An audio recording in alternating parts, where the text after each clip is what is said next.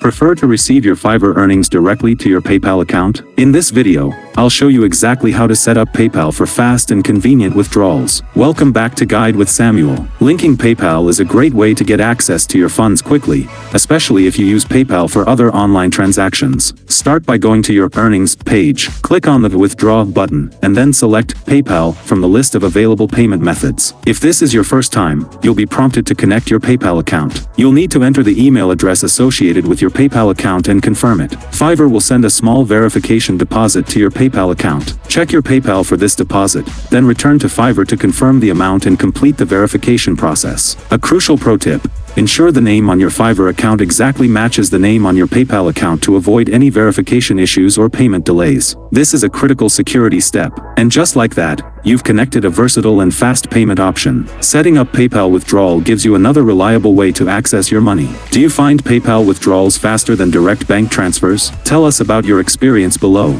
To understand the full payment process, watch our next video on how to get paid on Fiverr. Thanks for watching.